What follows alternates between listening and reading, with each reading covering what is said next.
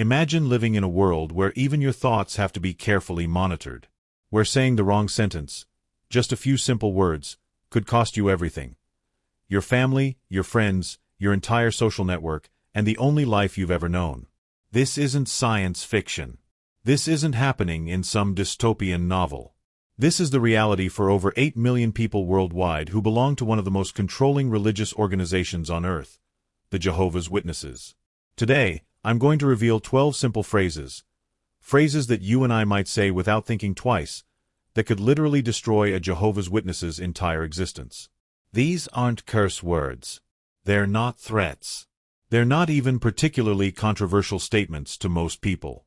But within the walls of the Watchtower organization, they carry the power of spiritual dynamite. What you're about to discover will shock you. Because behind the friendly faces knocking on your door, behind the polite smiles and the neat appearance, lies a system of thought control so sophisticated, so deeply embedded, that most members don't even realize they're living in a mental prison.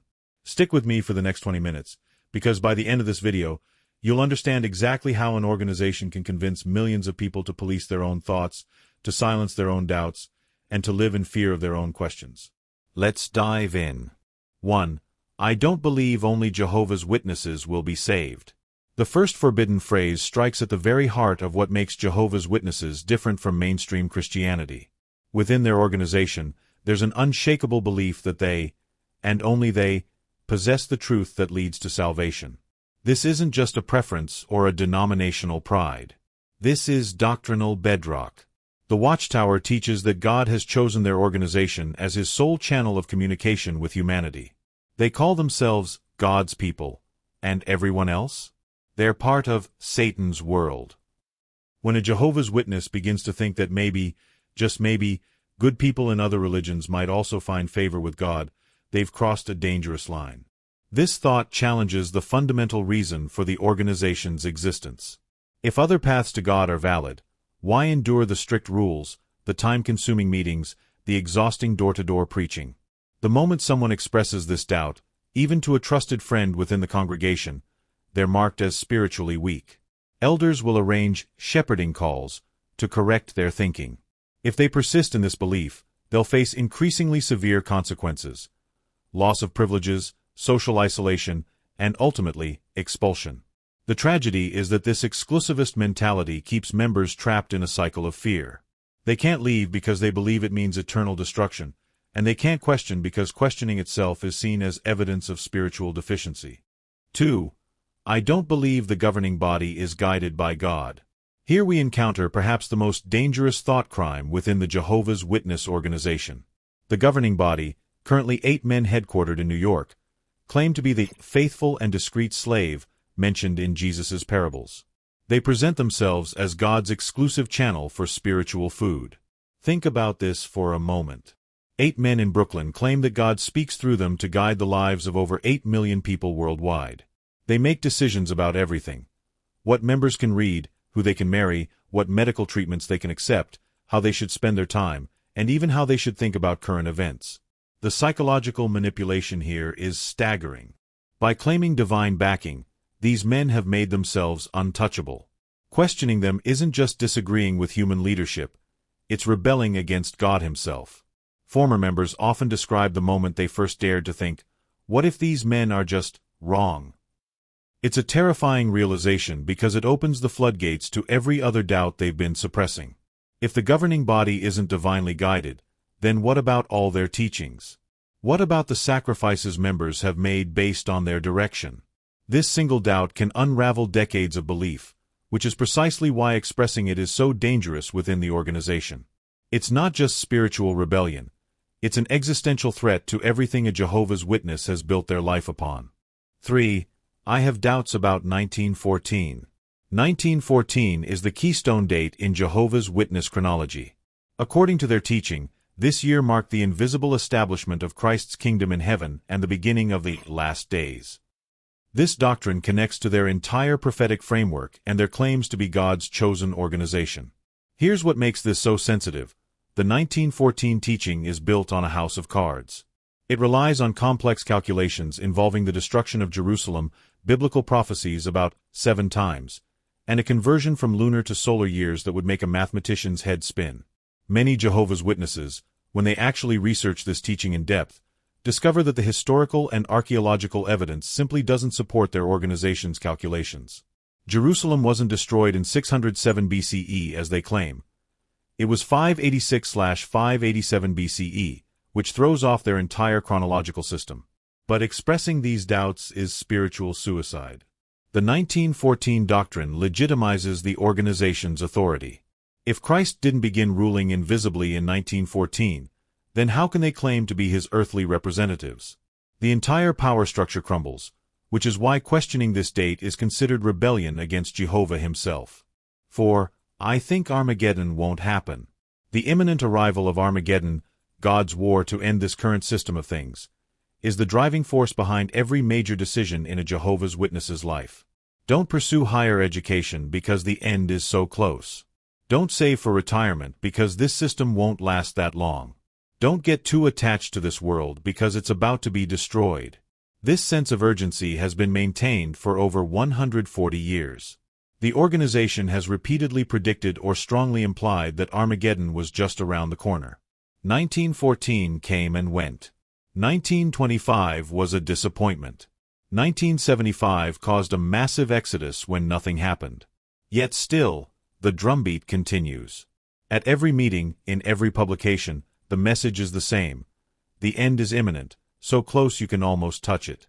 When a member starts to realize that maybe, just maybe, this system of things might continue for decades or even centuries more, it's devastating. All those life decisions suddenly look different. That college education they didn't pursue, that career they didn't develop, those relationships they didn't cultivate with worldly people, all sacrificed for an event that may never come. Expressing this doubt is seen as losing faith, as being influenced by Satan, as becoming too comfortable in this world. It's a thought that must be silenced immediately. 5. I want to be close friends with someone outside the organization.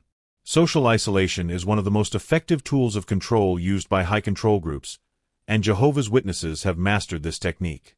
Members are taught that people outside the organization are part of Satan's world, and that close friendships with them are spiritually dangerous. This isn't just about avoiding bad influences. The organization actively discourages deep relationships with anyone who isn't a member. Work colleagues should be kept at arm's length. School friendships should remain superficial. Even family members who aren't witnesses are viewed with suspicion. The result is that a Jehovah's Witnesses' entire social network exists within the organization. Their friends, their social activities, their support system. Everything depends on maintaining good standing within the group. This creates a powerful incentive to conform. Question the organization's teachings, and you don't just risk losing your religion. You risk losing everyone you care about. It's a form of emotional hostage-taking that keeps members in line even when they have serious doubts. When someone expresses a desire for genuine friendship with an outsider, they're signaling that they're no longer fully committed to the organization's worldview. They're opening themselves to outside influences, to different perspectives, to the possibility that maybe the organization doesn't have all the answers. 6. I celebrated my child's birthday. Birthday celebrations are strictly forbidden among Jehovah's Witnesses, based on their interpretation of a handful of biblical passages. This prohibition seems harmless from the outside, but it has profound psychological effects on families within the organization. Imagine being the only child in your class who can't celebrate birthdays. Not just your own, but anyone else's either. No birthday parties, no birthday cake, no birthday presents. While other children develop happy memories around these milestones, witness children learn to see them as evil, pagan rituals. Parents often struggle with this teaching. Their natural instinct is to celebrate their child's life, to create joy and happy memories. But the organization's prohibition is absolute, and violating it has serious consequences. When parents finally give in, maybe throwing a small celebration at home, or allowing their child to attend a friend's birthday party, the guilt is overwhelming. Some confess to the elders, hoping for forgiveness. Others live with the secret, knowing that discovery could lead to judicial action. This confession becomes evidence of spiritual weakness, lack of faith, and inability to follow God's laws. It can result in loss of privileges, public reproof, or even disfellowshipping in extreme cases. The tragedy is that these parents are simply trying to show love to their children, but the organization has turned this natural instinct into a sin. I read a book or watched a video critical of the organization. Perhaps no rule demonstrates the organization's fear of outside information more clearly than their prohibition against apostate literature. Members are forbidden from reading books, watching videos, or visiting websites that criticize the Watchtower organization. This isn't just a suggestion. It's presented as a spiritual matter of life and death. The organization teaches that apostate information is like spiritual poison, capable of destroying faith and leading to eternal destruction. They use dramatic metaphors. Would you drink a glass of clean water if someone had added just a drop of poison? The irony is that this prohibition often increases curiosity. When you tell someone they absolutely cannot read something, many people naturally want to know what's so dangerous about it. When members finally do encounter critical information, often by accident through internet searches, they're shocked to discover facts about their organization's history that they never knew. Admitting to reading or watching critical content is essentially confessing to spiritual endangerment. Even if someone encountered it accidentally, they're expected to immediately report it to the elders and seek spiritual help to counteract the poison they've consumed. This creates an environment where members must constantly monitor their own information consumption, avoiding anything that might challenge their beliefs. It's intellectual quarantine on a massive scale, keeping millions of people isolated from information that might help them make informed decisions about their own lives. 8. I don't agree with the blood transfusion prohibition. The blood doctrine is perhaps the most controversial and dangerous teaching of Jehovah's Witnesses. Based on their interpretation of biblical passages about abstaining from blood, they prohibit blood transfusions even in life-threatening situations. This isn't theoretical. People die because of this doctrine. Children have died. Parents have died. And members are expected to see these deaths as righteous, as maintaining integrity to God, as preferring death to sin. What makes this even more troubling is the complexity and inconsistency of the blood doctrine. While whole blood is forbidden, many blood fractions are allowed. The organization has created elaborate charts showing which blood components are acceptable and which are not, decisions that have changed over time. Medical professionals often struggle with witness patients because the rules are so complex that sometimes even the patients themselves don't fully understand what they can and cannot accept. When members begin to question this teaching, perhaps after research into its biblical basis, or after seeing a fellow witness die unnecessarily, they face a terrible dilemma. Expressing doubt about the blood doctrine is seen as potentially putting other members at spiritual risk. If someone influences another person to accept a blood transfusion, they bear responsibility for that person's spiritual destruction. The organization has created a doctrine where questioning it isn't just doubting human interpretation. It's literally playing with people's eternal lives. 9. I think Ellen White or other religions might have some truth. This forbidden thought reveals the extreme exclusivism that defines the Jehovah's Witness worldview. According to their teaching, the Watchtower organization is the sole channel through which God communicates truth to humanity. Other religious groups, no matter how sincere or well-intentioned, are part of Babylon the Great, the worldwide empire of false religion. The psychological impact of this teaching is profound. It means that 8 million people believe that out of all the religious groups, philosophical movements, and spiritual traditions throughout human history, only their organization has divine approval and guidance. This creates an us versus them mentality that isolates members from the broader human community. It prevents them from learning from other traditions, from finding common ground with people of different faiths, from acknowledging that wisdom and goodness might exist outside their organization. When someone begins to study other religious movements, perhaps Ellen White's writings, Buddhist philosophy, or Islamic scholarship, and finds valuable insights, they've committed a form of spiritual adultery. They're admitting that their organization doesn't have a monopoly on truth, wisdom, or spiritual insight.